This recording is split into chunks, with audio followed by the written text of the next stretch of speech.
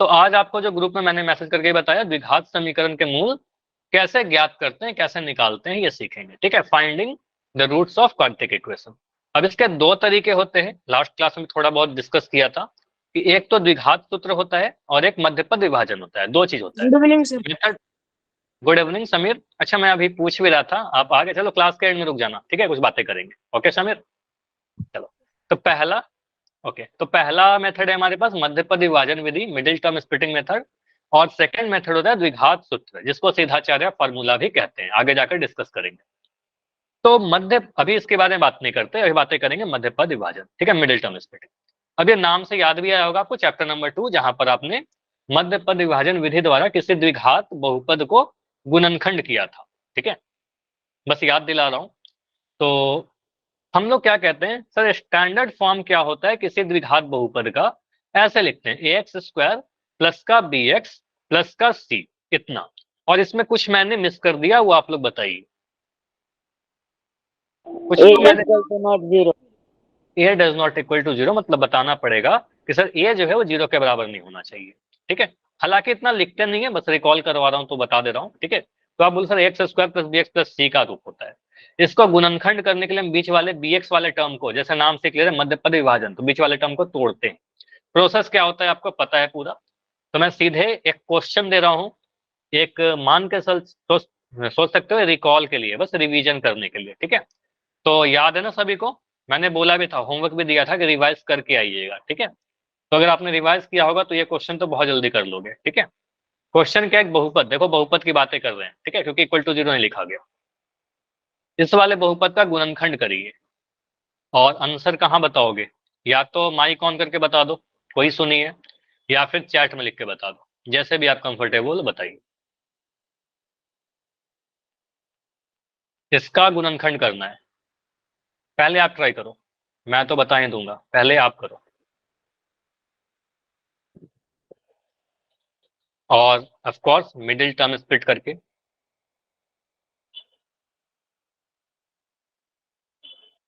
Chapter number 2 और chapter 4 बहुत हद तक कनेक्टेड है दोनों। ठीक है, बहुत चीज सिमिलरिटी मिलेंगी। एक्स और x minus x plus two फिर से एक्स बता, plus three x plus two x plus three. X plus three. अब देखो, जिसका भी आंसर यही वाला आएगा ना, वो ए लिख दीजिए। अगर इससे अलग आता है तो फिर माइक ऑन करके बताइए। ठीक है, अगर यही आंसर आता है तो ए लिखिए, और अगर इससे अलग कुछ आता है तो फिर बी बताइए मुझे। यही है ए। तो सभी का आंसर आ गया ना, सॉल्व किया है ना? ऐसा तो नहीं कि बस ए लिख रहे हो, सॉल्व करिए उसके बाद बताइए ए। ओके, चलो। तो यहाँ पर ऑलमोस्ट सभी का आंसर ए दिख रहा है मुझे, मतलब यही वाला आंसर है, तो यही आएगा। ठीक है, बिल्कुल यही आएगा, बिल्कुल सही आपने किया है। देखो यहाँ पर एक्स स्क्वायर, मैं प्रोसेस बता देता हूँ, आंसर तो ये मिटा देता हूँ, आंसर तो बिल्कुल सही है ये वाला। ठीक है, देखो, आपको अब बार बार ये नहीं लिखना है, जैसे मैंने लिखा है, एक बार मैं लिख के बताता हूँ, X square plus B X plus C के रूप में है। तो आपको दिख रहा है यहाँ पर ए का वैल्यू कितना है, ए का वैल्यू 1 दिख रहा है, यहाँ पर 1 एक्स स्क्वायर है। बी का वैल्यू यहाँ पर 5 दिख रहा है, और सी का वैल्यू यहाँ पर 6 दिख रहा है। आप इतना लिखते हो क्या? इतना नहीं लिखेंगे, ठीक है, इतना लिखेंगे काफी टाइम बर्बाद होगा, ए को सी से गुना करिएगा, बी को तोड़िएगा, इतना नहीं करना है। ठीक है, आप सिंपली ये ध्यान रखिए। हाँ, इतना नहीं लिखते हो ना, बढ़िया, लिखना भी नहीं है। आप इसको लिखिए एक्स स्क्वायर प्लस का 5x प्लस का 6, बस इतना। अब यहाँ पर दिख रहा है सर, आगे एक्स स्क्वायर का गुणांक, पहले वाले टर्म का गुणांक एक्स स्क्वायर है, बस इस एक्स स्क्वायर को गुना करिए लास्ट वाले कांस्टेंट यानी अचर वाले नंबर से। ठीक है, तो 1 को गुना करेंगे 6 के साथ, तो 1 इंटू 6 गुना करने पर क्या मिलेगा? 1 इंटू 6 आपका 6 मिल जाएगा।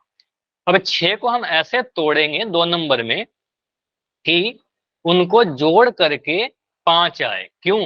क्योंकि यहाँ पर कांस्टेंट वाले टर्म के आगे प्लस का साइन है, तो प्लस का साइन है तो जोड़ करके मुझे बीच वाला टर्म 5 लेकर आना है। ठीक है, तो आप कहोगे सर यहाँ पर तोड़ दीजिए इसको 3 गुना 2 में। ठीक है, तो इसको आप तोड़ दीजिएगा, दो पेयर बनेगा यहाँ पर, एक तो बनेगा 1 गुना 6 और एक बनेगा 2 गुना 3। ठीक है, 1 गुना 6 को जोड़ करके तो 7 मिलता है, तो ये हमारा रिजेक्ट हो जाएगा, ये नहीं होगा। 3 और 2 को जोड़ करके हमारा 5 मिलता है, तो बिल्कुल सही होगा। 3 और 2 को जोड़ करके 5 मिलेगा, तो बिल्कुल सही है ये वाला। ठीक है, तो आप इसको लिखिएगा एक्स स्क्वायर प्लस का, आप इसको 5x को ऐसे भी लिख सकते हो, देखो आपका प्रैक्टिस हो जाएगा ना, तो आप ऐसे भी लिख सकते हो 3x प्लस 2x, या इवन काफी बच्चे तो ऐसे लिखे भी होंगे। ठीक है, अभी के लिए मैं ऐसा लिख देता हूँ 3 प्लस 2 और ब्रैकेट के बाहर x। अगर इसमें कोई भी डाउट है तो ऐसे लिख लेना, ठीक है। गलती करने से बेटर है कि थोड़ा एक स्टेप ज्यादा लिख लें, ठीक है। प्लस का 6, मैंने क्या किया, बस 5 को 3 प्लस 2 लिख दिया। अब ब्रैकेट ओपन करोगे तो मिलेगा एक्स स्क्वायर प्लस का 3x प्लस का 2x प्लस का 6। अब इसके बाद देखिए पहले वाले दो टर्म को, पहले वाले इन दोनों टर्म को आप देखोगे, अगर फर्स्ट टू टर्म्स को, इसमें से क्या कॉमन मिल रहा है, इन दोनों में से आपको 3 कॉमन मिलेगा, ठीक है। तो यहाँ पर आपको सॉरी, इन दोनों में से आपको x कॉमन मिलेगा, एक्स स्क्वायर और 3x में, तो x कॉमन लिया तो मिला x प्लस 3, और बाकी दो टर्म में से अगर आप कॉमन लोगे तो आपको 2 कॉमन दिख जाएगा, ठीक है। 2 3 6 होता है, तो यहाँ पर आपका प्लस का 2 जब कॉमन लोगे तो बचेगा x प्लस 3। 2 3 6 होता है ना, 6 में से 2 कॉमन ले लिया तो 3 बचा, ठीक है। अब यहाँ पर दो ब्रैकेट आपको सेम दिख रहे होंगे, एक x प्लस 3 यहाँ भी है और x प्लस 3 यहाँ भी है, बीच में प्लस का साइन है, बीच में कैसा साइन है, प्लस का साइन है। तो आपको सर यहाँ पर क्या करिए, x प्लस 3 को कॉमन ले लीजिए, और x प्लस 3 को कॉमन लेंगे तो बचेगा क्या, ये x प्लस 2, ठीक है। तो ये मिल गया आपका x प्लस 2। तो ये मैंने क्या किया, दो गुणनखंड के रूप में लिख लिया, क्या हमने क्या किया, बहुपद को गुणनखंड कर लिया। एक गुणनखंड आपको दिख गया x प्लस 3, एक गुणनखंड मुझे दिखा x प्लस 3, और एक गुणनखंड मुझे दिखा x प्लस 2, दोनों के बीच में गुना का साइन है इसलिए गुणनखंड करेंगे, ठीक है। तो ये मैंने गुणनखंड किया। अब ये मैं क्यों पढ़ाने लगा अभी चैप्टर 4 में चैप्टर 2 की चीजें, क्योंकि अगला जो क्वेश्चन है, पहले मुझे इतना बताओ सभी को, ये क्लियर है ना, या डाउट है, यस या डाउट? सर है। हाँ जी बताइए। सर आप सर एक बार बाद में समझा दो सर, मुझे कुछ काम है 5 मिनट के लिए। नहीं, या फिर क्लास के एंड में रुक जाना, क्या काम है, क्लास कर लो ना, वो ज्यादा इंपॉर्टेंट है, कुछ सीख जाओगे आप। Okay sir. चलिए क्लास करिए, वो ज्यादा इंपॉर्टेंट है, इंपॉर्टेंट काम उसको छोड़िए, अगर बहुत ज्यादा इंपॉर्टेंट है तो फिर मैं क्या बोलूं, ठीक है। फिर आप क्लास कर लीजिए पहले आप, ठीक है। तो यहाँ पर x plus 3 plus x plus 2 आएगा, ठीक है। तो क्योंकि हर चीज लिंक होती है, अगर ये नहीं समझोगे अगला क्वेश्चन मिस कर जाओगे आप, ठीक है। तो x plus 3 into x plus 2 आया। अब यहाँ पर क्या करेंगे, अगला क्वेश्चन जो है आपका बोला गया है इसका मूल ज्ञात करिए। अब ये प्रॉपर आपका चैप्टर नंबर 4 का क्वेश्चन है, सेम क्वेश्चन है। यहाँ पर क्या लिखा गया, बिल्कुल मैं रिपीट कर रहा हूँ, कोई बात नहीं, सारी चीज सेम मिलेंगी आपको, ठीक है। तो यहाँ पर क्या आएगा, देखो वही वाला बहुपद लिखा गया है, बस उसको समीकरण बना दिया इक्वल टू 0 लिखकर, और इस बार मूल पूछ लिया गया आपसे कि मूल ज्ञात करिए, ठीक है। तो मूल ज्ञात करने के लिए क्या बोलेंगे, फिर से हम इसका बहुपद का गुणनखंड करेंगे। क्या करेंगे, गुणनखंड करेंगे।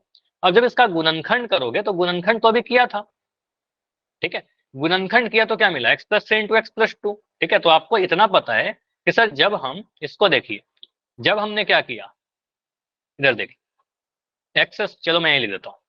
हमें यह पता है कि sir X square plus 5x plus 6 को हम ऐसे भी लिख सकते हैं, x plus 3 into x plus 2, यही आया था ना अभी, x plus 3 into x plus 2 गुणनखंड करके इस वाले को ऐसे।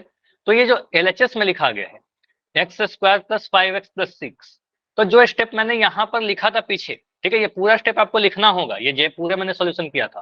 तो आप बोलोगे सर पूरा गुणनखंड करेंगे तो ऐसे मिलेगा, LHS आपका मिल जाएगा एक्स प्लस 3, चलो क्वेश्चन में लिख देता हूँ, क्वेश्चन आपको लिखना होगा एक्स स्क्वायर प्लस का 5x प्लस का 6 बराबर 0।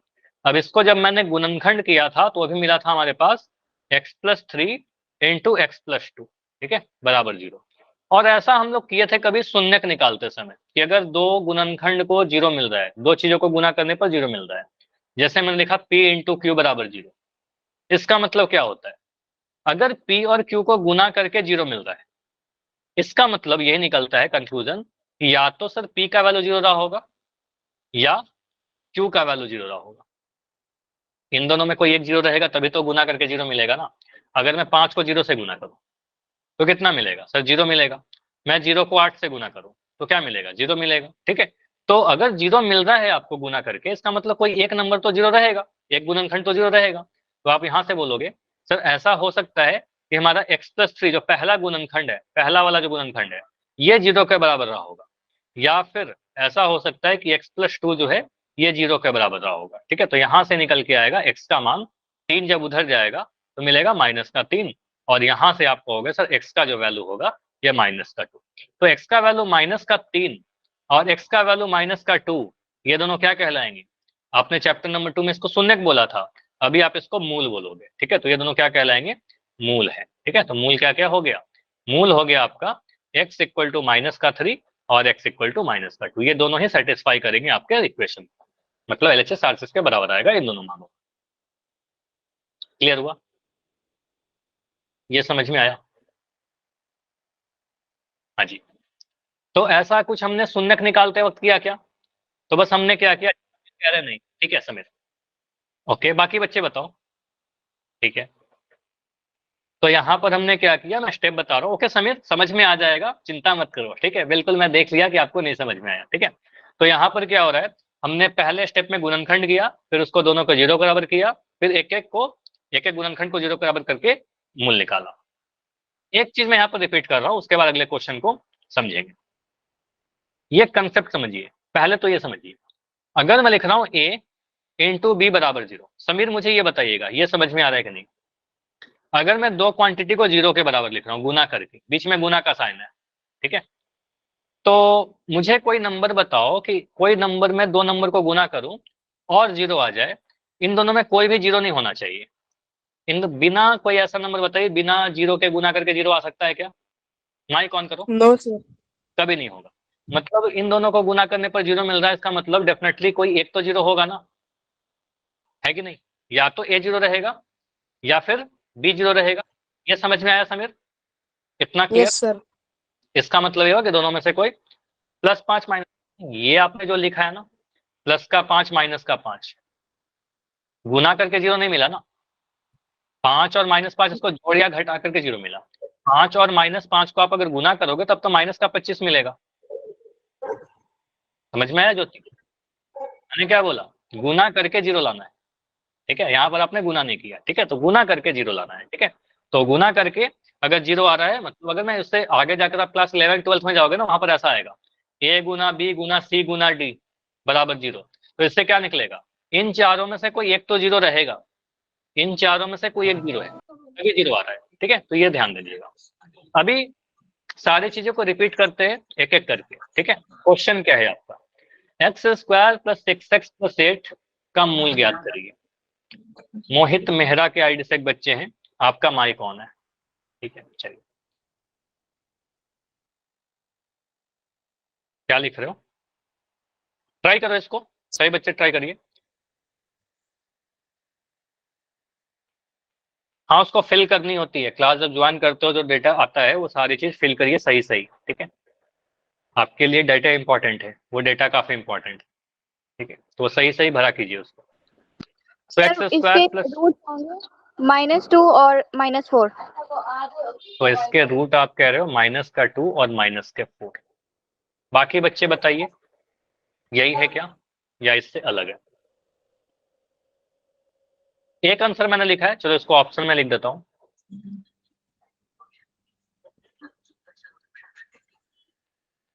अगर इससे अलग कुछ आता है तो मैं बी लिखूंगा, और इस क्वेश्चन से बहुत डिटेल में समझने की कोशिश करना, बिल्कुल सारी चीजें मैं रिपीट करूंगा। ए सभी का आंसर आ रहा है -2 और -4, चलो ठीक है, अगर सभी का आ रहा है तो इसका मतलब -2 और -4 ही रहा होगा। इसको सॉल्व करते हैं। देखो आप क्या सोचिएगा, यहां पर समझना, जमीन जिस भी स्टेप में डाउट होगा ना, अपना माइक ऑन करके उसी वक्त मुझसे पूछ लेना, ठीक है, बिल्कुल माइक ऑन करिएगा। यहाँ पर आपको दिख रहा है x² का गुणांक 1 है, x² के आगे 1 दिख रहा है, 1 × x² है ये, ठीक। तो 1 को गुना करेंगे कांस्टेंट वाले अचर वाले टर्म से 8 के साथ, तो 1 को 8 से गुना करिए कितना मिलेगा, 1 को आप 8 से 8। गुना करोगे आपको 8 मिल जाएगा, ठीक। अब मुझे दिख रहा है जो कांस्टेंट वाला टर्म है 8, इसके आगे प्लस का साइन है, प्लस का साइन है, तो हम 8 को ऐसे तोड़ेंगे दो नंबर में, दो गुणनखंडों में, ऐसे दो गुणनखंड, ऐसा दो नंबर सोचिए जिसको गुना करने पर 8 मिलता है और जोड़ करके 6 मिलता है, क्योंकि 8 के आगे प्लस का साइन है तो जोड़ करके लाना होगा बीच वाला टर्म।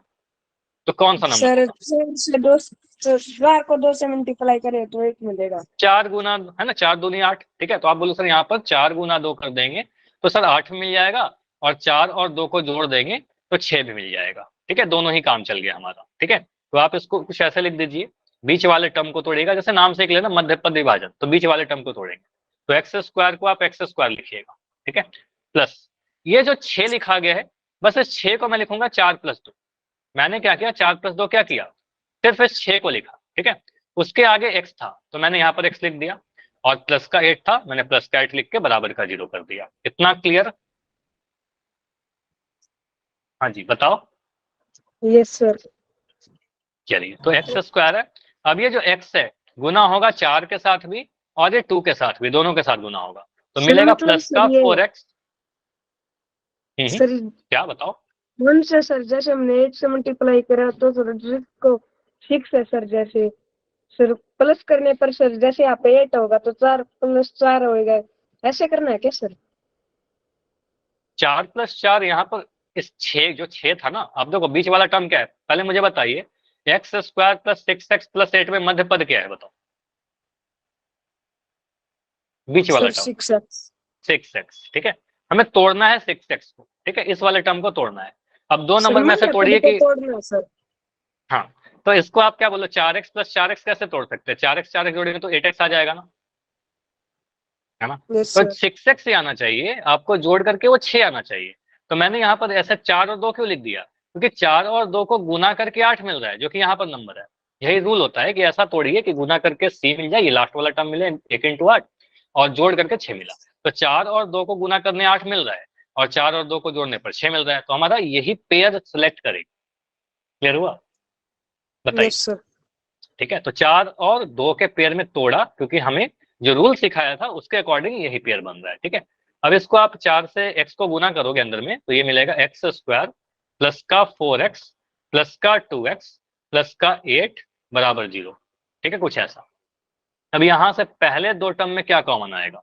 आप बताओ समीर, आप मुझे माइक ऑन करके बताइए, पहले दो टर्म में कुछ कॉमन दिख रहा है क्या?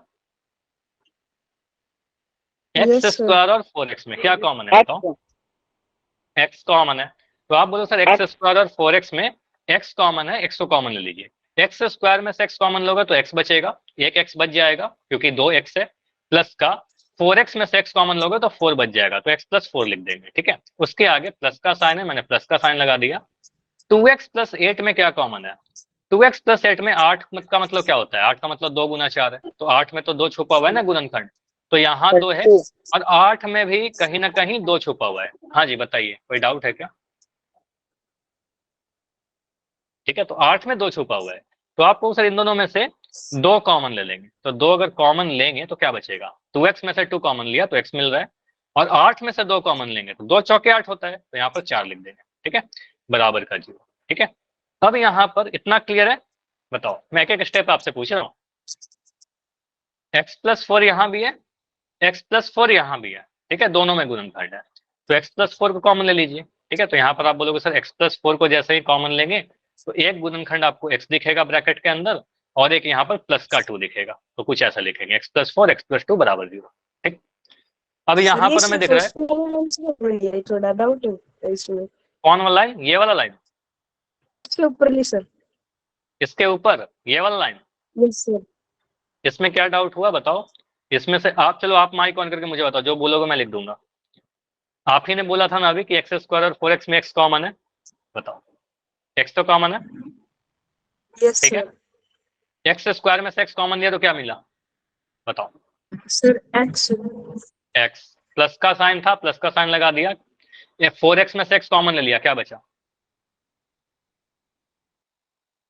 थोड़ा फास्ट। 4 सर। 4x में से x कॉमन 4 बचा है ना, 4x में से x कॉमन लिया 4 बचा। अब अगला दो टर्म में से क्या कॉमन दिख रहा है बताओ? सर 2। 2x + 8, 2 कॉमन है, 2 लिख दिया, और यहाँ पर 2x में से 2 कॉमन लिया तो क्या बचा? 4 सर। 2x में से 2 कॉमन लिया, क्या बचा? Sir x। x बचा, थोड़ा सोच के बोलो ना, प्लस का। 8 में से 2 कॉमन लिया तो क्या बचा? 4 सर। 4 बचा। तो इसमें क्या नहीं समझ में आया? देखो अब मैंने कुछ बोला क्या? सब तो आपने किया ना, तो बस ध्यान से सुना करिए और ध्यान से इसको एनालाइज करके सर लिखने की कोशिश कीजिए। हाँ जी बताओ। सर ये बताओ, इसमें ये जरूरी होता है क्या कि जो बीच वाला जो होता है, जैसे 6 है इसमें, तो इसको कोई दो संख्या ऐसी होनी चाहिए जिनका जोड़ करके बीच वाला है, या फिर ये भी जरूरी होता है कि वो दो संख्या ऐसी होनी चाहिए जिनको मल्टीप्लाई करके ये साइड वाला है, जैसे 8? सेम ही चीज आपने बोला। यहाँ पर मैं क्या कर रहा हूँ पहले, नहीं देखो या तो तो, एक हाँ सुनो मैं समझ गया। आपने क्या बोला? सर पहले मैंने इनको गुना कर लिया, 8। अच्छा पहले इसको कंप्लीट कर लेते हैं फिर आपके क्वेश्चन पर आते हैं, ठीक है। आपका क्वेश्चन इससे अलग है, पहले इसको कंप्लीट कर लेते हैं, ठीक है। आते हैं, मैं समझ गया आपका क्वेश्चन, ठीक है। अब x+4 यहाँ भी है एक ब्रैकेट, और x+4 यहाँ भी है, ठीक है। तो x+4 को मैं कॉमन लूंगा, ठीक है। x+4 दोनों जगह पे है तो कॉमन ले लिया।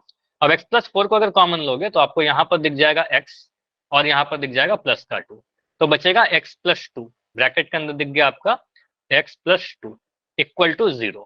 तो मैंने अभी तक कुछ नहीं किया है, बस LHS को गुणनखंड किया है, फैक्टराइज किया, ठीक। अब यहां से आपको क्या मिलेगा, अब आपका दो गुणनखंड का प्रोडक्ट गुना करने पर 0 मिलेगा। इसका मतलब क्या होगा, इन दोनों में से कोई एक तो 0 होगा, इन दोनों में कोई एक को 0 करिए। आप बोलोगे सर या तो पहला वाला गुणनखंड x+4 जो है ये 0 के बराबर रहा होगा, या फिर x+2 जो रहा होगा ये 0 के बराबर रहा होगा, ठीक है। इन दोनों में कोई एक 0 तो रहेगा, ठीक। मैंने क्या किया, एक बार इसको ले लिया और एक बार मैंने इसको ले लिया, इन दोनों को बारी बारी से ले लिया। अब x+4 अगर 0 के बराबर है तो x का वैल्यू यहाँ पर क्या मिलेगा, 4 उधर जाएगा और ये मिलेगा -4, ठीक है। x का वैल्यू -4 आएगा, ठीक है। और x+2 अगर 0 के बराबर है तो 2 उधर जाकर ये बन जाएगा x का वैल्यू -2। तो यहाँ से दो रूट्स हैं जो आपने बताया भी था किसी ने, ऑलमोस्ट काफी बच्चों का आंसर आ रहा था x का वैल्यू सर या तो -4 होगा या फिर -2 होगा, दोनों ही आंसर आएंगे, दो मूल आएंगे हमारे। क्लियर हुआ इतना, पहले इसको इस चीज की बात करो। ये प्रोसेस समझ में आया सभी लोग, यस या नो? Yes sir. ये तो क्लियर है। अब आपका क्वेश्चन पर आते हैं कि आपने क्या पूछा। देखो आपने बोला कि, देखो मैं सही बता रहा हूँ कि नहीं बताना, कि जो मैं क्वेश्चन समझाऊं आपका। आपने बोला सर ये जरूरी है कि 8 को हम ऐसे ब्रेक करें कि जोड़ करके 6 आ जाए, या फिर 6 को ऐसे ब्रेक करें कि उनको गुना करने पर 8 आ जाए, ये पूछा क्या? नहीं सर, आप बोल रहे हो ना कि कोई ऐसे दो नंबर चाहिए जिनको हम अगर ऐड करें तो 6 आए, तो सर वो हाँ दो हाँ, नंबर ये भी जरूरी है क्या कि ऐसे होने चाहिए जिनको अगर मल्टीप्लाई करे तो 8 आए? कई बार सर कुछ उनमें होता है इक्वेशन में कि ऐड करने पर 6 तो आ जाता है, मतलब ये बीच वाला, लेकिन मल्टीप्लाई करने पर वो साइड वाला नहीं आता, तो ये कंडीशन जरूरी है कि मल्टीप्लाई करने जरूरी पर है, वो क्या? वही तो सिखा रहा हूँ, वही तो सबसे जरूरी है। तो कई बार देखो ये सारी चीज मैंने आपको जो बताया है मैं एक बार यहाँ पर रिवाइज करवाता हूँ। देखो दो चीज हो सकता है, ax² + bx + c बराबर 0, या तो ऐसा दिखेगा, या फिर होगा ax² + bx - c बराबर 0। मैंने कभी ऐसा नहीं बोला कि सिर्फ जोड़ करके ही लाना है, ये दो चीज मैंने बताया था। अगर आपने मिस किया तो चैप्टर नंबर 2 वाला देखिए वहां पर वीडियो, और वहां पर काफी चीज क्लियर हो जाएंगी। अब देखो यहाँ पर रिपीट कर दे रहा हूँ, यहाँ पर आपको ए और सी को गुना करना होता है, और ए सी को गुना करके कोई नंबर मिलेगा, ए और सी को गुना करेंगे कोई तो नंबर आ जाएगा।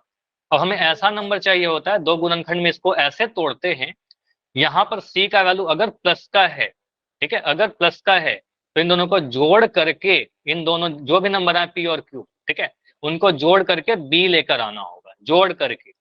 अगर सी का वैल्यू माइनस का रहेगा, सी के आगे अगर माइनस का साइन रहेगा, तो हम पी और क्यू कुछ ऐसा नंबर सोचेंगे कि उनको घटाव करके बी आए, ठीक है। क्वेश्चन ऐसा लेंगे वहां पर जहां पर नेगेटिव वाला रहे।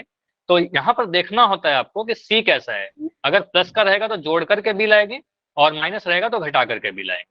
अब यहाँ पर क्वेश्चन पे डिपेंड करेगा कि जोड़ना है कि घटाना है। सेकंड, जो भी आप पेयर बनाते हो, जो भी आप पेयर लेते हो, जैसे यहाँ पर मैंने लिया 4 और 2, डेफिनेटली इनको जोड़ करके 6 आ रहा है, इनको गुना करके 8 लाना ही पड़ेगा। अगर इनको जोड़, जैसे मैं ऐसे लिख दूं ना 5 + 1, तो इनको भी जोड़ करके तो 6 आ जाएगा, लेकिन इसको मैंने क्यों नहीं लिया, इसको लेंगे तो 5 और 1 को गुना करके 8 नहीं मिलेगा ना। अगर मैं ऐसे लिख देता, मैं अगर सोचूं कि मैं लिख दूं 9 - 3, तो इसको भी तो 6 मिल जाएगा 9 में से 3 घटा करके, लेकिन इससे आंसर आएगा क्या? नहीं आएगा, ठीक है, क्योंकि इनको गुना करने पर 8 नहीं मिल रहा। समझ में आया ये चीज? बताइए। Yes sir. ठीक है, तो हमें कुछ ऐसा पेयर लेता होता है कि उनको जोड़ करके 6 आए और गुना करके 8 आए, इस क्वेश्चन के अकॉर्डिंग, ठीक है। अच्छा ये जो मैं बता रहा हूँ ना, ये क्वेश्चन, ये टाइप, इसको 3 टाइप में बांटते हैं। तो पहला, हम लोग पहला टाइप पढ़ रहे हैं जो सबसे आसान वाला है, ठीक है, सबसे इजी है, ऐसे कठिन कुछ नहीं है। और सर एक बात और पूछनी। हाँ बताइए। सर वो क्वेश्चन लगाना पीछे वाला। ठीक है। सर जैसे आपने इसमें थर्ड लाइन में किया हुआ है, ये इसके फैक्टर करने के बाद x कॉमन लेके x + 4 वाला, ये वाली लाइन है सर। हाँ ये वाली।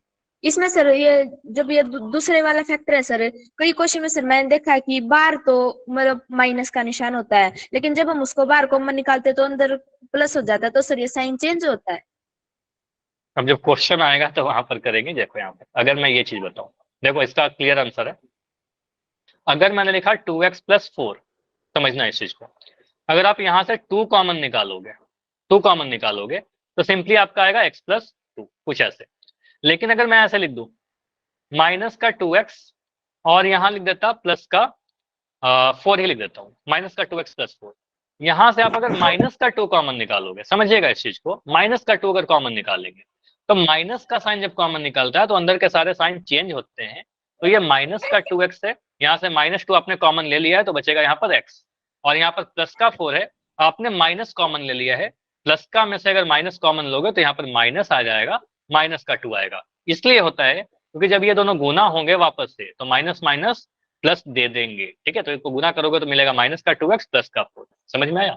जब माइनस का साइन कॉमन लेंगे तो साइन चेंज करेगा, ठीक है, प्लस वाला माइनस, माइनस वाला प्लस, समझ में आया। बाहर माइनस का लेंगे तो अंदर का साइन अपने आप चेंज हो जाएगा, अपने आप प्लस का हो जाएगा। अपने आप नहीं हो रहा ना, उसके पीछे का लॉजिक है। अगर मैं ऐसे लिख रहा हूँ हाँ माइनस का 5 है, प्लस का 10 और माइनस का 15 b, चलो तो यहाँ पर समझिए अगर मैं माइनस का 5 कॉमन ले रहा हूँ, समझना, आप ही माइक ऑन करके बताइए क्योंकि आपका ही डाउट है। माइनस का 5 मैंने कॉमन ले लिया, 5 कॉमन नहीं ले रहा हूँ, पहली बात तो ये है, माइनस का 5 कॉमन ले रहा हूँ, तो यहाँ पर पहला टर्म क्या आएगा बताओ। सर ए बच गया, ए बच गया क्योंकि माइनस का 5 में से आपने माइनस का 5 कॉमन ले लिया। अब यहाँ पर 10 में से 5, सोचो आप 10 में से 2 ले 5 कॉमन लिया तो क्या बचा, 2 बच गया। 2 बच गया। साइन क्या लगना चाहिए यहाँ पर, माइनस। नहीं नहीं माइनस। आप नहीं बताओ, सारिका बताएगी। सर वही तो पूछ रही हूँ, प्लस का है माइनस है तो मैं नहीं आप पूछ जो, ही आ रही हूँ। आपको जो लगता है वो बताओ ना, फिर मैं आपको एक्सप्लेन कर दूंगा ना। प्लस सही आना गलत चाहिए कुछ, सर। प्लस आना चाहिए, आपको लगता है प्लस आना चाहिए, लेकिन यहाँ पर प्लस नहीं आएगा क्योंकि ये देखो 10 जो है ना, ये एक्चुअली प्लस का 10 कैसे आया होगा, प्लस का 10 आया होगा या तो 5 गुना 2 करके, लेकिन आपका 5 तो कॉमन है नहीं, ठीक है। हर चीज के पीछे एक लॉजिक होता है, उसको समझना है आपको। आप 10 को ऐसे भी लिख सकते हो ना, -5 × -2, जब आपने -5 को कॉमन निकाला है तो वहां पर माइनस का 2 बचेगा। लेकिन क्या हर समय इतना सोचेंगे, नहीं, इतना सोचेंगे तो काफी टाइम लग जाएगा, क्लास 5 या 7 में तो है नहीं, ठीक है। तो यहाँ पर आप बोलोगे सर माइनस का साइन जब कॉमन लेंगे तो साइन को चेंज कर लेंगे, तो प्लस का 10 है तो बन जाएगा माइनस का 2, ठीक है। अब यहाँ माइनस का 15 है तो यहाँ पर क्या साइन अब बचेगा, प्लस का। प्लस का हो जाएगा, साइन चेंज कर लिया, और बी तो कॉमन आया नहीं तो बी लिख दीजिए, और 15 में से 5 कॉमन ले लो, 3 बच गया, तो ये आंसर आएगा। समझ में आया ये चीज, यस। चलिए ठीक है।